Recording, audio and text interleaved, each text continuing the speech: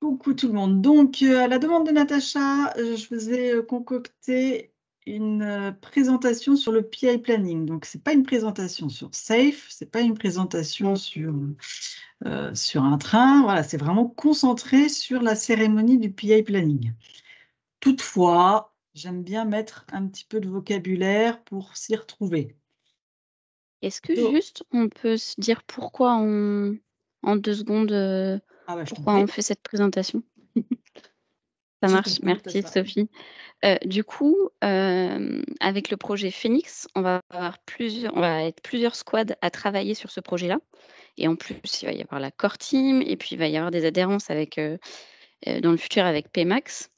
Du coup et comme on est sur des tribus différentes aussi, maintenant que la Compta Family travaille sur une autre tribu, l'idée c'était, sur ce projet-là, comme on va être très nombreux, de faire notre premier PI planning.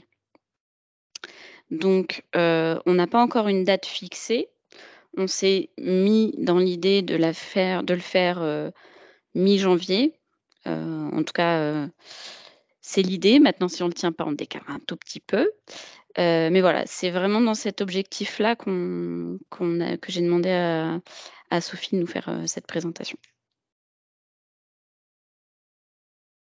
Il y a la core team aussi qui travaille sur Phoenix. Il y a tout le monde qui travaille dessus.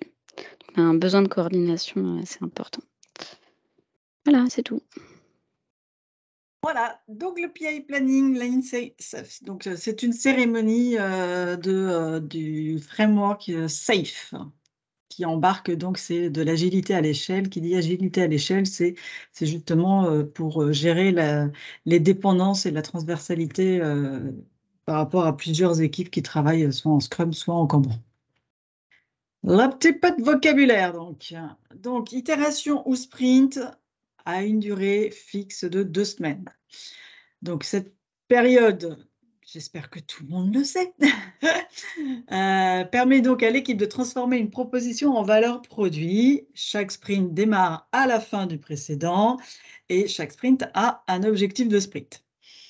Après, on a le programme. Le programme, c'est une succession fixe de sprints. Donc, c'est plusieurs sprints et on reste sur le côté fixe. On ne peut pas avoir un programme un jour de 4 sprints et le lendemain. Et 4 sprints plus tard, en avoir un de 5. Voilà, c'est identique au sprint, c'est vraiment fixe. Donc, il faut choisir dès le début, soit on fait 4 sprints, 5 sprints ou 6 sprints. Donc, ça fait entre 8 et 12 semaines. Seulement, quand on fait des sprints de 2 semaines, ça donne ça.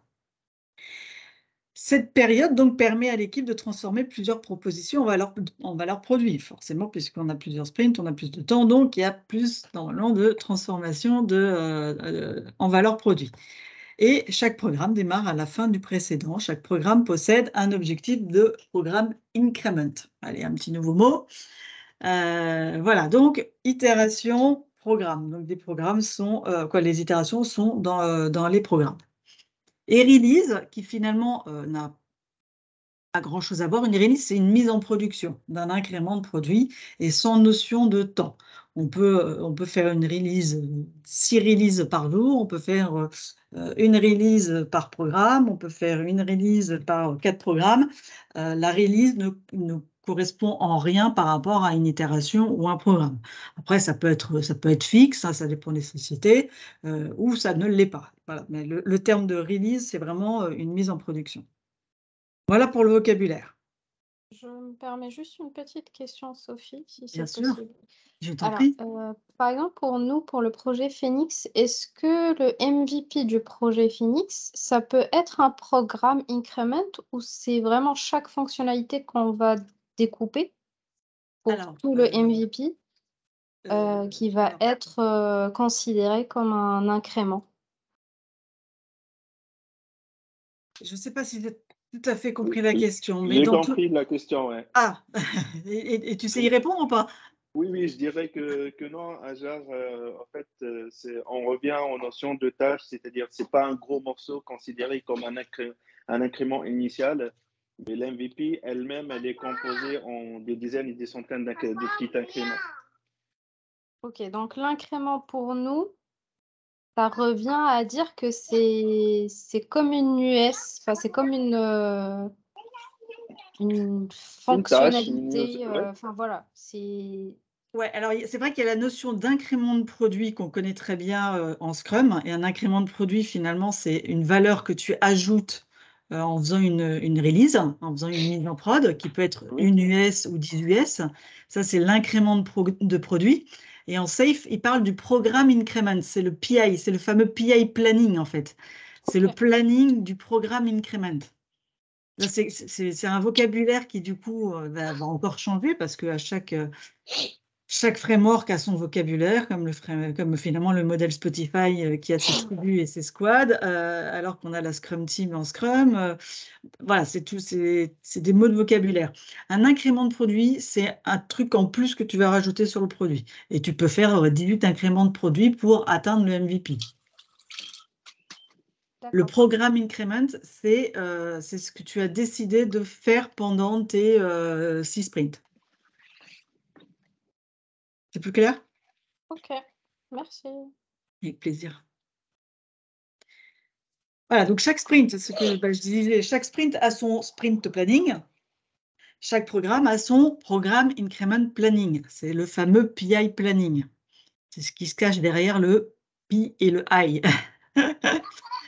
Donc, c'est là où on va décider, pas du backlog du sprint, mais du backlog du programme. Et ce backlog du programme, en Safe, il s'appelle programme increment. Donc, lors du sprint planning, tous les membres de l'équipe doivent être présents. Et lors d'un PI planning, tous les membres de toutes les équipes, plus équipe transverse, plus PM, plus BO, plus les décideurs, doivent être présents. C'est là où c'est vraiment c'est ce qu'on appelle à l'échelle. On est le niveau au-dessus. Il est très important que les décideurs soient là pour qu'on puisse décider à la minute et qu'on n'attende pas des allers-retours. Ouais. Est-ce que chaque sprint possède son sprint planning ou les US sont quand même détaillés, macro sizes, sont passés en PBR, etc. Est-ce que lors d'un programme increment planning, les US elles doivent aussi avoir été aussi bien préparées Non. que pour un sprint planning ou pas? Non, parce que sinon le sprint planning ne servira plus à rien. Ok. Donc il y a quand même des sprint planning après qui se déroulent normalement. Ok. Complètement, tout à fait. On va être quand même au niveau au-dessus, peut-être au niveau objectif ou au niveau, ils appellent ça des features. Et j'en parle par la suite. Ok. Parce qu'on garde les sprint planning. Ça reste du Scrum, hein. En Ok. Safe, Non, mais les je pose des équipes. questions débiles, mais c'est Non, juste non, au cas où. ah non, il n'y a rien de débile. Ah non, mais attends, c'est tout neuf. En fait, en Safe, c'est une agilité à l'échelle qui regroupe des équipes Scrum ou des équipes Kanban. Donc, il y aura toujours des PBR, il y aura toujours des sprint planning. On reste vraiment dans les mêmes cérémonies qu'on connaît aujourd'hui. Il y a toujours des rétros. Par contre, il y aura des rétros aussi du programme. Il y a tout en petit et tout en grand. C'est ça. Donc, en général, avant Covid, il était très, très fortement recommandé que tout le monde soit au même endroit, au même moment, pour que ce soit le plus communicatif, le plus interactif possible entre les différentes équipes, les PM, les BO, les décideurs, histoire que ce soit hyper rapide. Voilà, donc là, c'était juste, entre guillemets, le vocabulaire. Donc, les enjeux, parce que c'est quand même hyper important de savoir pourquoi est-ce que, entre guillemets, on claque 2 jours de toutes les équipes, de tous les décideurs et les PO et les BO. Voilà, donc c'est un rendez-vous collectif collaboratif, hein, c'est pas parce qu'on est tous ensemble qu'il ne faut pas collaborer. On implique le business pour comprendre son contexte et ses demandes afin de donner du sens à chacun. Voilà, donc ils sont là vraiment pour partager directement sans que ça passe forcément par le PM, par le PO, voilà, il y a plus ce côté d'interprétation, c'est vraiment le business qui exprime ces besoins directement aux équipes. Ça permet d'aligner tout le monde sur la stratégie de l'entreprise et donc la stratégie du produit à développer, ou des produits, hein, bien sûr, du SI. Il y a vraiment ce côté collectif sur l'objectif du prochain incrément de programme. Donc, c'est pareil en fait qu'un objectif de sprint, sauf que là, on va avoir un objectif de programme. En fait, ils ont vraiment tout fait, mais au-dessus. Et puis, on va définir aussi les objectifs de chaque équipe. Et là, on rentre dans quelque chose qu'on ne fait pas en Scrum et qui n'est pas recommandé en Scrum. En Scrum, il est recommandé d'abord de sélectionner les items prioritaires, puis de définir l'objectif du sprint. Là, c'est quelque chose qui va, entre guillemets, à l'encontre de ce que dit Scrum, l'objectif est de définir au préalable, pendant ce PI planning, les objectifs de chaque équipe par sprint. Donc là, c'est la petite différence par rapport à aujourd'hui.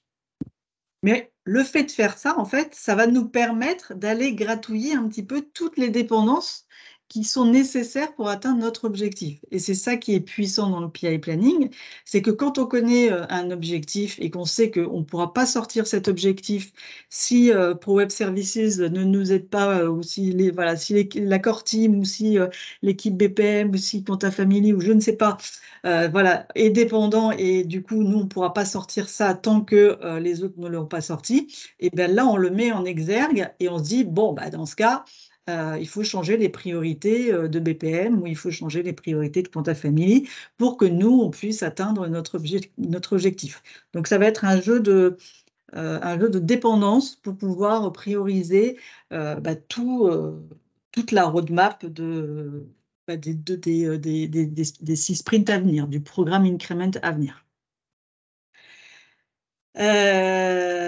Pour ce faire, on a un programme board. Voilà, donc ce n'est pas le Scrum Board. Le Scrum Board, c'est vraiment pour le sprint. Là, c'est le programme board. Donc, je vais vous en montrer un tout à l'heure avec toutes les squads et finalement les dépendances qui vont commencer à s'incrémenter.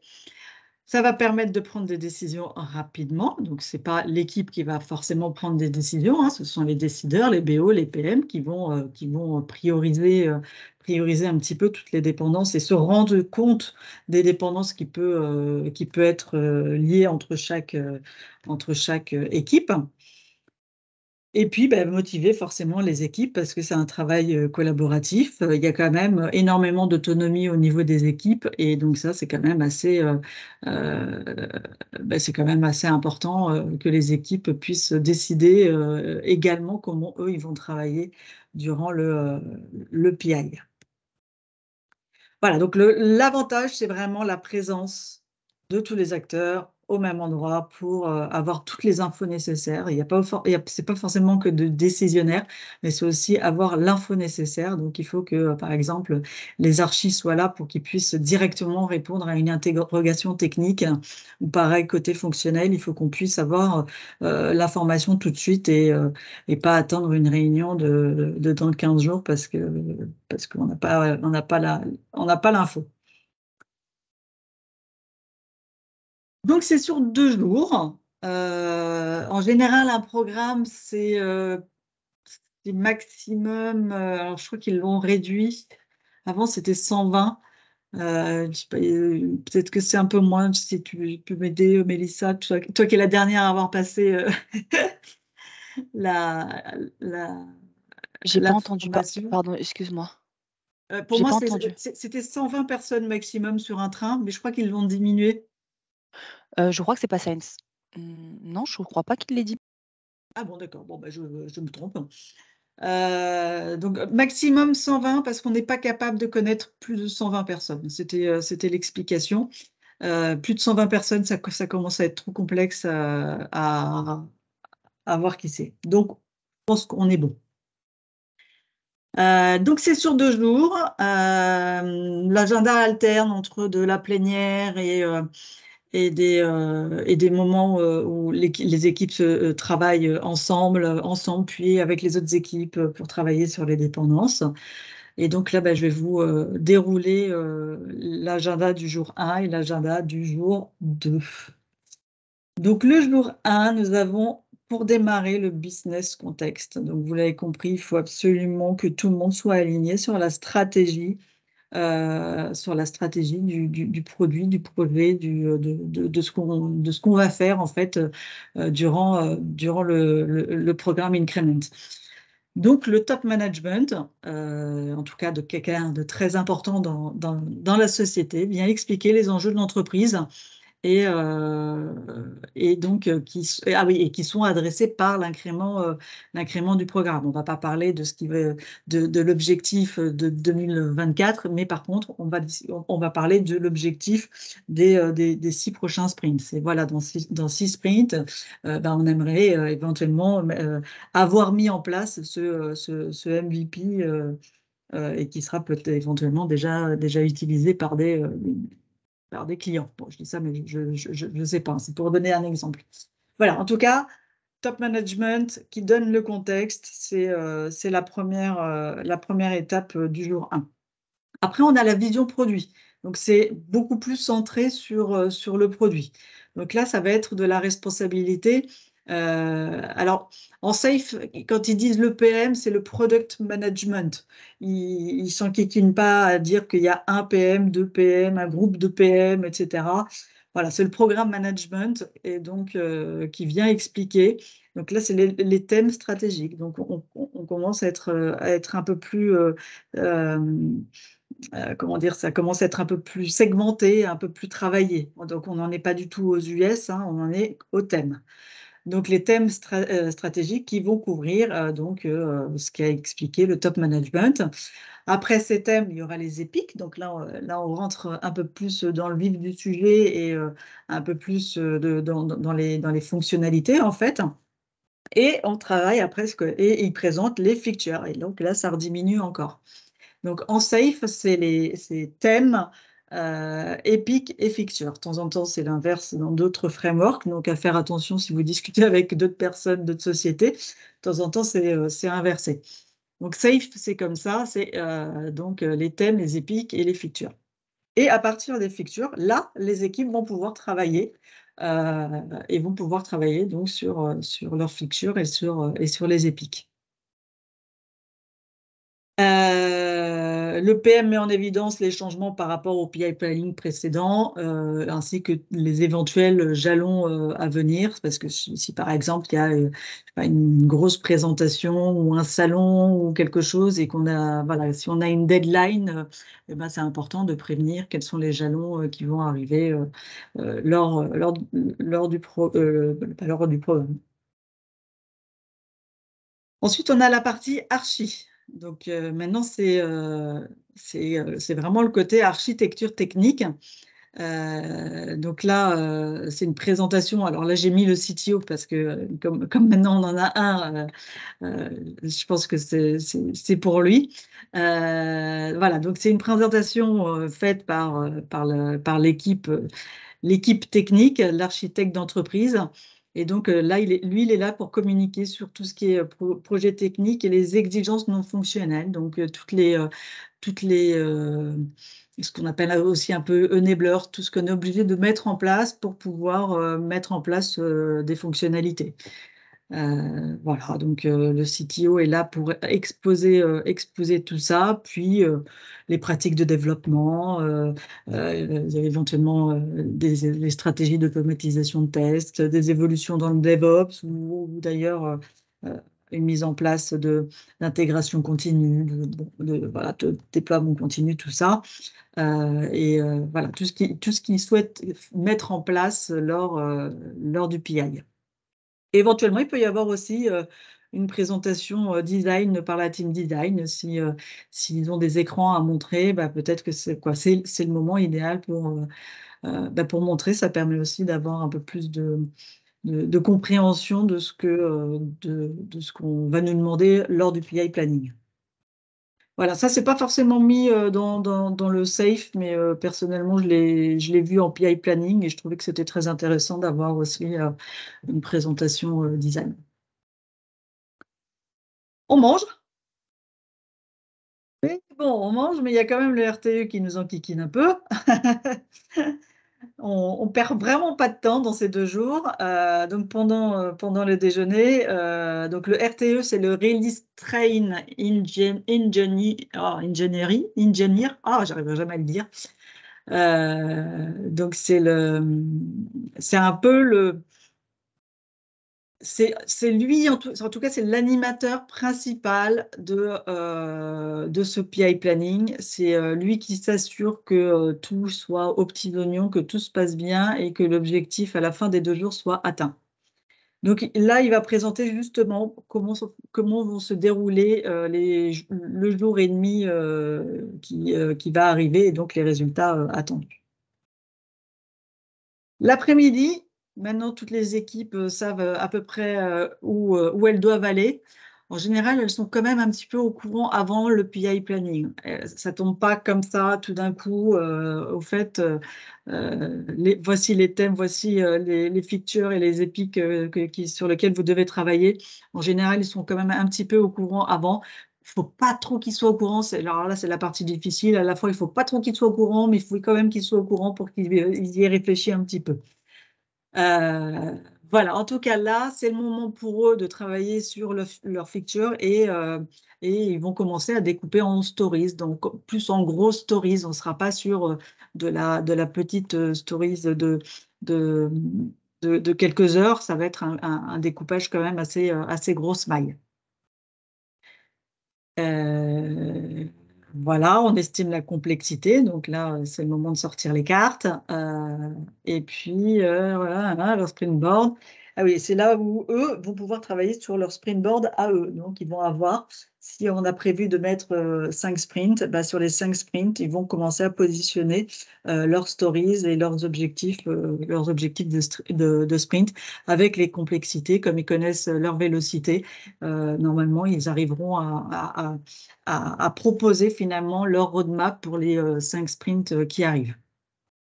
Et identifier.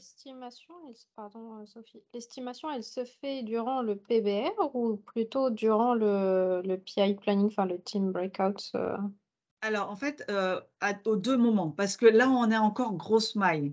On parle de story, mais ça reste quand même des stories grosses mailles. On n'est pas à la petite story du « je vais ajouter un bouton là ». On est à la grosse story où, je sais pas, il y a un formulaire qui va appeler une base de données, qui va machin et qui va valider un truc. Et voilà, ça reste quand même assez grosse maille. Donc, on va à la fois estimer la complexité de l'US grosse maille et après en PBR, ça va être une complexité petite maille. Ok. C'est vraiment, en fait, il faut vraiment voir comme si c'était Scrum, mais en plus gros. Oui, c'est ça. Voilà, c'est vraiment ça. Parce que limite, là, il parle de stories, mais moi, personne, j'aurais tendance à parler de features et pas de stories à ce moment-là. C'est exactement ça. Ouais. Moi, durant ma dernière expérience, en fait, on faisait ça, on présentait des features et les features, on estimait grosse maille. C'est vraiment, limite, on n'avait pas les cartes à présenter, etc. On disait simplement que voilà, nous, on estime ça, je sais pas moi, à 5, enfin, à 5 ou 13 ou je sais pas, et on passe à la deuxième fonctionnalité. Mais on rentrait pas dans le détail, oui, d'ajouter un bouton ou d'ajouter un lien ou quoi que ce soit. Ça. Après, j'ai voulu rester quand même assez proche de ce que dit Safe. Mais personnellement, c'est vrai que moi, j'aurais tendance, comme toi, à m'arrêter quand même aux features. Voilà, donc ça leur permet donc de réaliser un peu leur donc sprint board, hein, on ne va pas parler de roadmap parce que c'est un gros mot, d'identifier donc les dépendances avec les autres équipes. Donc ça, c'est la partie quand même assez fun, quoi, c'est fun. Je ne sais pas si c'est fun dans ce sens-là, mais moi, je trouve ça marrant. C'est genre, ah bah tiens, il y a une dépendance avec bidule, et puis du coup, on crée le post-it et on va aller leur coller dans leur board. Genre, je vais avoir besoin de ça pour travailler. Et donc, c'est là où finalement, il commence à y avoir de l'engouement dans la salle, où les gens vont bouger, ils vont aller voir les archives, poser des questions, se dire, ah bah tiens, je vais avoir besoin de ça. Ah bah du coup, tu vas avoir besoin de ça de l'autre équipe. Bon, bah du coup, tu vas leur rajouter un post-it. Donc, eux, ça leur rajoute des choses dans leur backlog. Donc, c'est vrai qu'il y a une effervescence assez... oui, moi, je trouve ça hyper motivant, hyper dynamique, etc. Et puis, on se retrouve avec des dépendances à devoir positionner dans notre board alors qu'on avait fait un joli board qui tenait très bien la route, mais finalement, il y a peut-être des choses où on n'est pas sûr qu'on va pouvoir faire parce que l'équipe d'à côté nous a rajouté des trucs. Bon, au moins, on est au courant. Voilà, et c'est ça qui est important.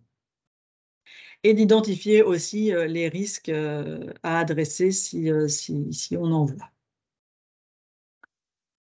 Ah oui, donc pendant ce team breakout, mais justement, là, on est en train de réaliser que l'équipe d'à côté nous a rajouté quand même pas mal de dépendances. Et donc, sur la liste de tout ce qu'on a, on peut éventuellement dire, là, écoutez, je ne m'engage pas là-dessus. Je ne m'engage pas de le sortir.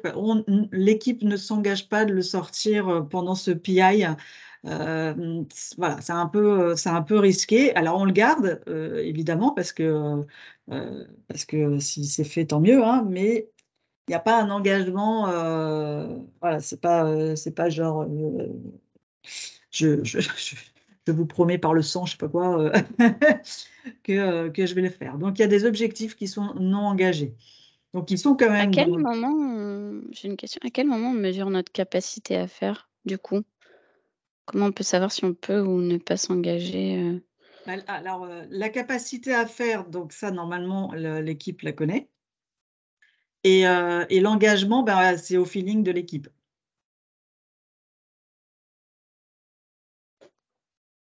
OK. Et c'est pour ça qu'il est important. Pardon. Ouais, j'ai une question. Quand on dit feeling, c'est quand on estime la complexité de ce qu'on va faire? Quand on dit quoi, pardon? Quand on estime la complexité, est-ce que Ouais. c'est là où on va s'engager? Est-ce que c'est là où on va dire est-ce qu'on peut faire ou pas? Alors, pas tout à fait encore, en fait. Tu vas... déjà, tu vas donner les complexités. Mhm. Et puis, ouais, et en fait, au fur et à mesure, on va construire le programme board. Donc, il y a votre sprint board d'un côté et le programme board de l'autre. Et au fur et à mesure, finalement, on va aller commencer à remplir ce programme board. Et là, on va réaliser toutes les dépendances qu'il va y avoir avec les autres équipes. Donc, sur la gauche, vous avez toutes les équipes. Donc, vous pouvez imaginer compta family, parcours, BPM, etc. Et puis là, vous commencez à dire, nous, on pense de ce qu'on a compris dans la priorisation des demandes qui nous ont été exposées ce matin, du coup, voilà, on s'est dit qu'on allait faire ça en premier. Mais par contre, pour faire cette fonctionnalité, on aura besoin d'un travail d'Inguanas et d'Inguanas, ouais, ça fait un peu bizarre comme nom, et on aura besoin aussi de l'aide de l'archi. Et donc, si finalement l'archi, là, elle est occupée et qu'elle peut le faire qu'à ce niveau-là, ça veut dire qu'on va devoir tout décaler d'une itération. Et c'est ça qui va un petit peu construire, du coup, votre priorisation à vous, parce que ça va engendrer des évolutions sur votre sprint board. Et c'est là où finalement, le dernier de la liste, vous pouvez dire, c'est à ce moment-là si vous pouvez vous engager ou pas. C'est plus clair? Pour moi, ouais, c'est clair. Merci. Ça va être un vrai sac de nœuds, on va ça, hein? Non. C'est fun, c'est extraordinaire. Non, mais c'est hyper puissant, hein. Donc, c'est des bouts de laine, en fait, que tu scotches sur les post-it. Mais là où c'est vraiment intéressant, c'est que tout d'un coup, tu as le... bon, on verra plus tard, pardon, je continue.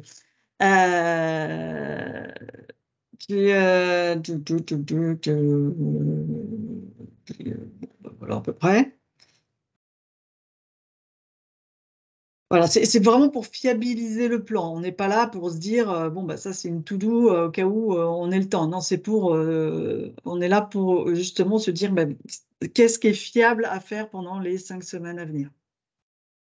Ou 4 ou 6, hein, c'est à définir.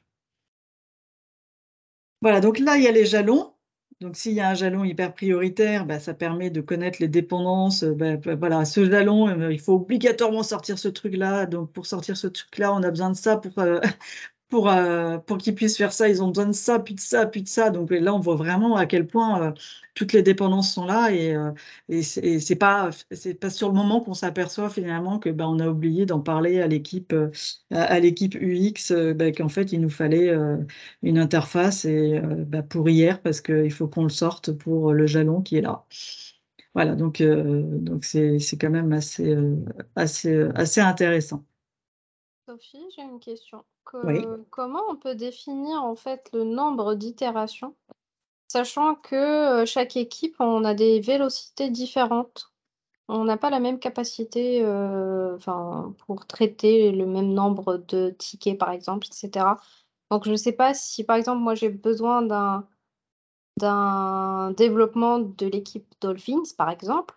Avant que je fasse mon développement à moi, il faut que j'attende que Dolphins me fasse le dev.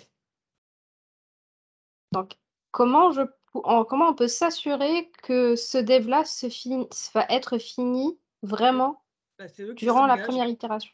C'est eux qui s'engagent à le faire. Oui. Par Oui, mais il y rapport a... à leur complexité, par rapport à leur capacité, ils s'engagent. C'est eux qui connaissent en fait leur vélocité. Et donc, c'est eux qui positionnent en fait dans quelle itération ils sont capables de livrer.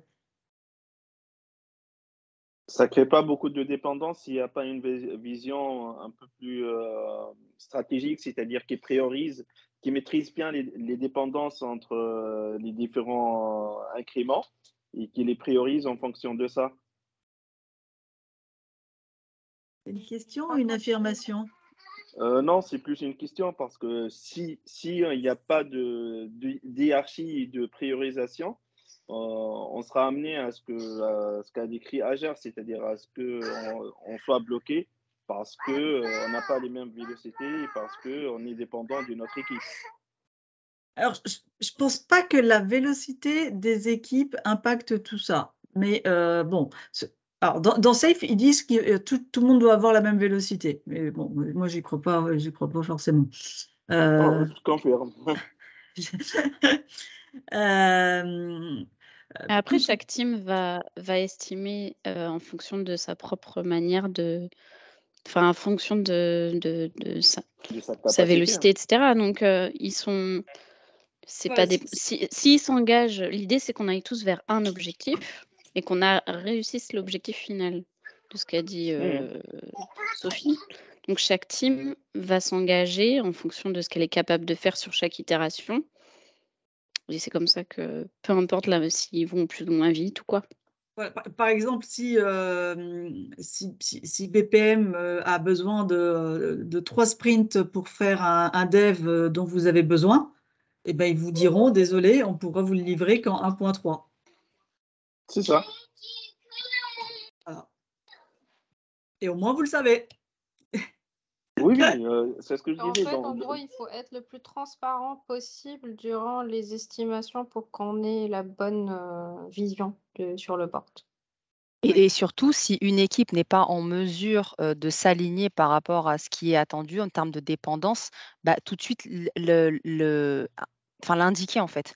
Ne pas s'engager sur des délais qu'on n'est pas en mesure de tenir, notamment quand il y a des dépendances. Là, typiquement, la squad l'équipe BIR qui est sur l'itération 1.1 corrélée avec la Dolphin sur l'itération 1.2.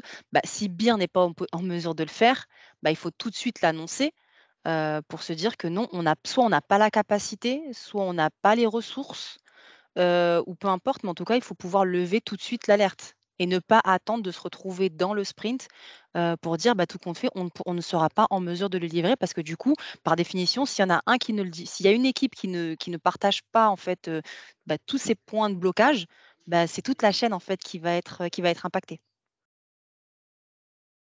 Oui, ce PI planning est vraiment là pour ça. Donc, si on ne joue pas le jeu, c'est dommage. Et en général, les gens qui s'engagent, en fait, il y a vraiment ce côté engagement. Et si c'est ça qui est le plus important quand même. Oui, Je bien te évidemment, confirme, si Ahmed, on... c'est puissant. Bah, je dis ça parce qu'on a eu des expériences où le problème était le fait qu'il y avait des dépendances que les équipes n'ont pas vues. Bah, juste l'exemple, par exemple, Exactement. sur BPM, quand on a travaillé sur le travail de la task force, on n'a jamais dit que ça va être livré dans 2 semaines ou un mois. C'est un gros changement technique. Et du coup, il y a le MS Mobile, par exemple, qui sont basés sur ce qu'on a fait. Et du coup, ils avaient un truc à livrer en prod et ils étaient bloqués. Et comme conclusion, ouais, on est bloqué par le travail de BPM. Et nous, on n'a jamais dit que ce serait livré dans 1 semaine. Là, par contre, il va falloir que tu t'engages. Ouais. Non, mais après, engagement, c'est pas grave. Il faut juste l'étudier. Faut pas que Ah les ben, équipes C'est ça, s'engagent bien sûr. Et à c'est notre là honneur. tout l'après-midi, en fait. Ouais. L'engagement, il n'est pas pris à la légère. De la même façon que normalement, un engagement de sprint n'est pas pris à la légère sur un objectif de sprint. Et donc, faut... Voilà. exact. Et là, c'est pire parce que ça engage du coup l'engagement chaîne. d'autres équipes. L'ensemble. C'est ça, Ouais. c'est toute la chaîne. C'est par rapport à ça que j'insiste sur le fait que la notion de dépendance entre des différentes équipes et des différents incréments est primordiale. C'est-à-dire qu'il faut vraiment avoir une vision globale du produit au niveau business, mais aussi au niveau technique. Qu'est-ce que ça peut être, qu'est-ce que ça peut créer des dépendances? Et d'où l'importance qui est toute la system team, toute la core team, même des personnes de l'hébergement, histoire d'avoir toutes les infos nécessaires au moment venu, quoi. Exact. Cool. Voilà, donc à ce moment-là, quand on se retrouve là, donc on a le draft plan review. Donc ils se sont amusés un petit peu à décaler pour prioriser, etc. Hop, là on présente donc les planifications, les charges, les objectifs, etc.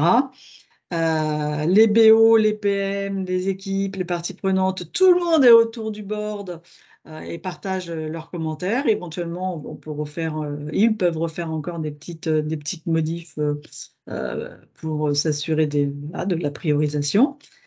Et puis, tout le monde rentre chez soi, sauf, désolé Natacha, les managers, qui eux vont se poser un peu plus pour voir toute la priorisation qui a été proposée, voir si c'est cohérent avec ce qu'ils veulent, avec le business. Voilà, c'est vraiment les décideurs sont là pour valider ou pour trouver d'autres solutions voilà, c'est vraiment tout ça avec des éventuelles contraintes de ressources. Ah ben là, on s'aperçoit qu'il faut 3 sprints pour BPM pour nous livrer. Est-ce que du coup, on peut peut-être leur rajouter une personne je sais pas, pour que ça aille un peu plus vite ou est-ce que peut-être que la core team peut les accompagner là-dessus bon, bref, j'en sais rien. Mais bon, c'est là où finalement, ils vont essayer de trouver des solutions qu'on n'a pas forcément vues en séance et qu'il n'y a pas nécessité d'avoir toute la fabrique pour répondre à ça, puisque ce sont des décisions de décideurs. Voilà, donc éventuellement, ils peuvent changer les périmètres, mais bon, c'est quand même pas l'objectif, étant donné qu'on a travaillé une journée dessus. Et donc, le RTE, le Release Train Engineer, est là pour faciliter et pour s'assurer qu'on atteigne l'objectif sans partir dans une unionite aiguë qui va durer 4 heures jusqu'à 23 heures et qui ne va pas faire avancer le schmilblick. Voilà pour la journée 1. J'ai une Normalement, question. on dort bien. Pardon, vas-y, finis ta phrase. Normalement, on dort bien. Vas-y. Ouais, au début de la journée, tu dis qu'il y a le métier, les BO, etc. À quel moment ils restent toute la journée ou ils s'en vont à un moment de la journée? Parce que sur la partie du travail des dépendances, ils vont s'ennuyer, non? Alors, il y a toujours des questions quand même, hein. Ouais, Il y a toujours des ok. questions. C'est vrai que, bon, de temps en temps, ils font des trucs à côté. Mais le mieux, c'est quand même qu'ils soient présents. En fait, l'important, c'est d'avoir d'avoir l'information à la minute où on en a besoin. Ok, Et plus on perd du temps à essayer de contacter la personne, machin, à lui répondre, d'accord, je à avoir comprends. des problèmes de Ok. réseau, blablabla, et plus on perd du temps. L'objectif, c'est de gagner le maximum de temps, d'utiliser toutes les minutes de cette Mhm. journée pour qu'elle soit hyper efficace, efficiente et qu'on sorte avec une roadmap toute tracée pendant le PI à venir. Ok, merci. Voilà, donc une fois qu'on a bien dormi, on essaie de se réveiller pour y retourner. Et là, on arrive à la journée 2. La journée 2 démarre par le planning adjustments.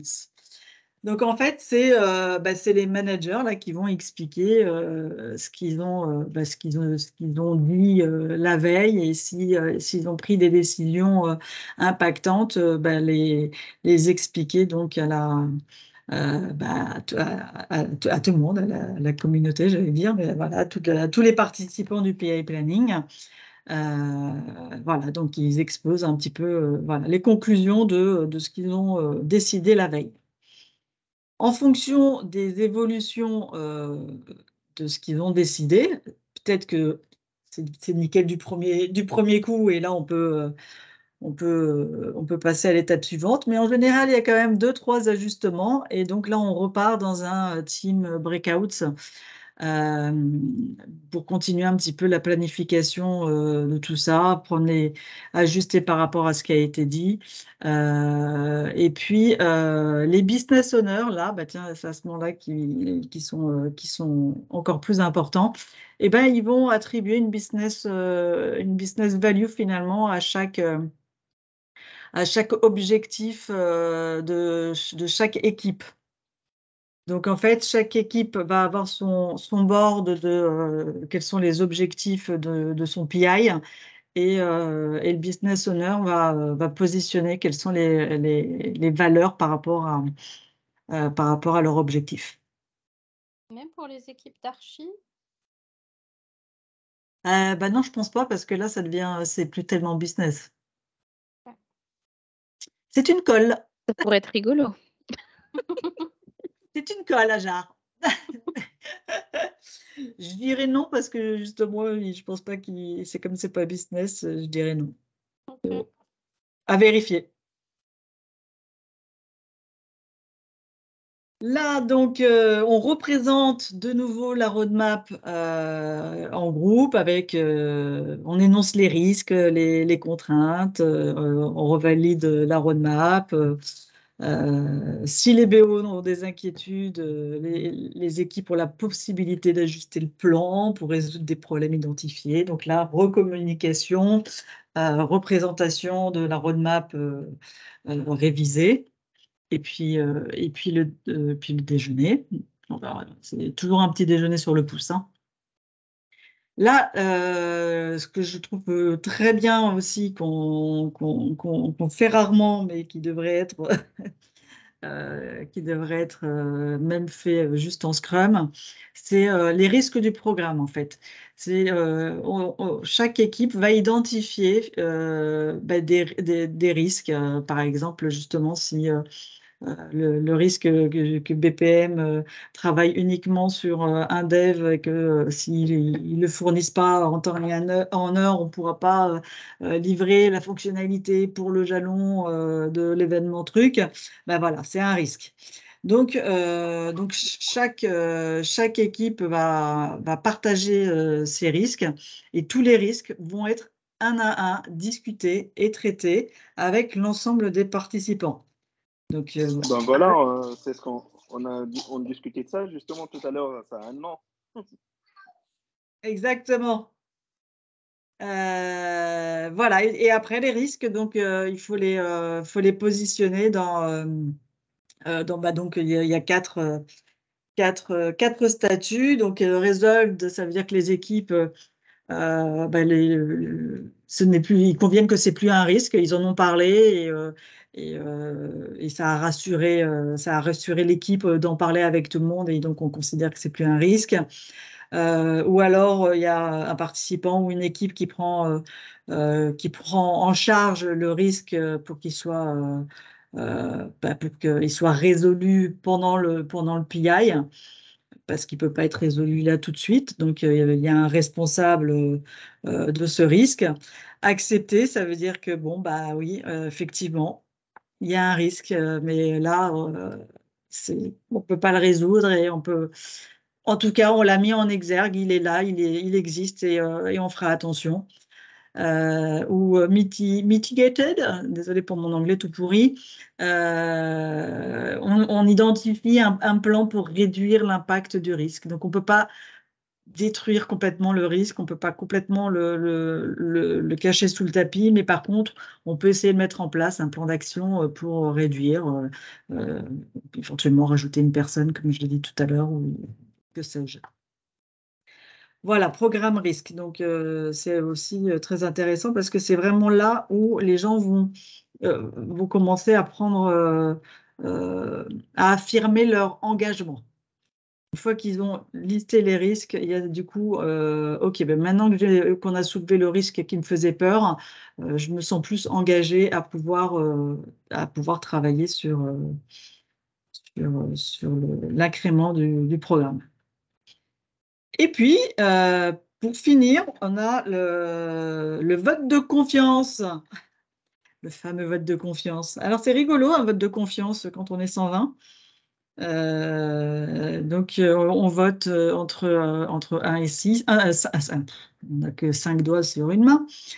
Entre 1 et 5 sur l'atteinte des objectifs du programme Increment. De leur équipe, évidemment, parce qu'on peut difficilement s'engager sur l'équipe annexe. Voilà, donc on s'engage dessus. Si quelqu'un a moins de 3, limite, il faut retravailler la roadmap parce que ça signifie qu'il ne s'engage pas. Ça signifie qu'il n'a pas du tout confiance dans le travail qui a été effectué depuis 2 jours. Donc, il faut recommencer. Donc, c'est vrai que ce genre de truc, il vaut mieux le dire avant. Il vaut mieux être transparent avant que de le dire à la fin du PI planning. Ou alors, moi, ce que j'ai déjà vu, c'est quelqu'un qui mettait un 2 parce que finalement, il voulait remonter à un risque et le risque, du coup, a été entendu et ça s'est mieux passé par la suite. Voilà, parce que ce que j'ai dit, être ajouté à la liste des risques nécessite une replanification ou simplement être informatif. Voilà. Et donc, on le fait au niveau de l'équipe et après, on peut le faire aussi au niveau de tous les participants sur le plan collectif. Voilà pour les 2 jours. J'ai fait une petite partie sur la préparation. Est-ce que ça vous intéresse? Est-ce que vous avez des questions déjà? Moi, j'ai une question. Est-ce que dans le cadre d'un projet de refonte, il y a des choses à prévoir différemment dans le cadre de cet exercice ou pas? Non, tant que le backlog existe, ça va. OK. Ah non, il y a Par pas rapport aux de... migrations, à des complexités un peu différentes que d'un nouveau produit qui part sans historique? Je ne vois pas. OK, Là, comme ça, je ça ne vois marche. pas. Un petit coup de Merci. préparation? Ouais? Je continue? Yes. Allez. Alors, donc, c'est un événement important qui nécessite une sacrée préparation. Parce que 2 jours, 2 jours de 120 personnes, autant vous dire que faut quand même bien préparer pour être sûr d'atteindre nos objectifs. Donc, il y a plusieurs préparations au niveau des participants, de l'organisation, des contenus et de la logistique. Donc, c'est animé par le RTE. On a un certain nombre de participants obligatoires, donc qui doivent être prévenus en amont, comprendre aussi pourquoi ils sont là, quel intérêt a le PI planning, quels sont leurs rôles pendant le PI planning. Donc, il y a quand même pour le premier, il y a quand même une grande préparation au niveau des participants. Et un responsable aussi de l'enveloppe budgétaire qui va faire ces petits calculs pendant le PI planning pour s'assurer qu'on n'est pas hors budget. L'organisation, l'organisation, c'est s'assurer que tout le monde soit aligné au niveau de la stratégie, de ce qui va être présenté le jour 1 le matin. Donc, il faut s'assurer que tout ce qui va être dit, tout le monde est bien aligné. Bon, ça paraît bête, mais c'est quand même mieux de le dire.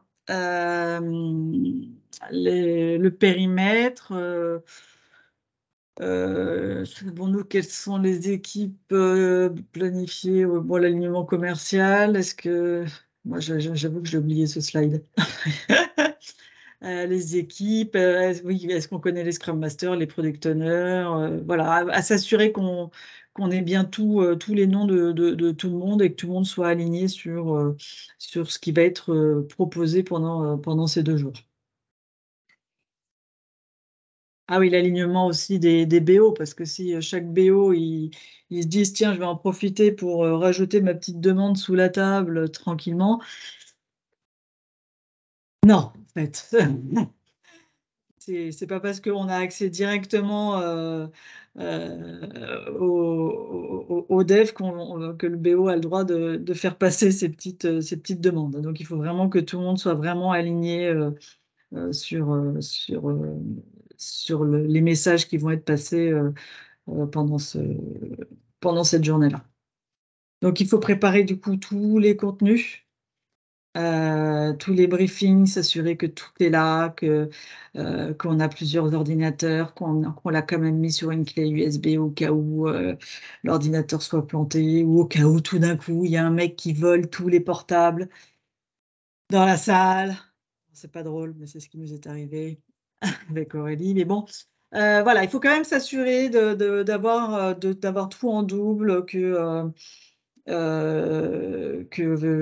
a la vision du produit, et voilà, avec éventuellement les 10 principales fonctionnalités du backlog, qu'on ait le briefing du CTO, éventuellement du design, voilà, que tout soit même dans le même PowerPoint pour éviter qu'il y ait du « Ah bah attends, je connecte mon ordi et tout ». Bon, voilà, donc il faut que ce soit le plus fluide possible. Si on fait bouger les gens, il ne faut pas perdre 1 minute de tout ça, en fait.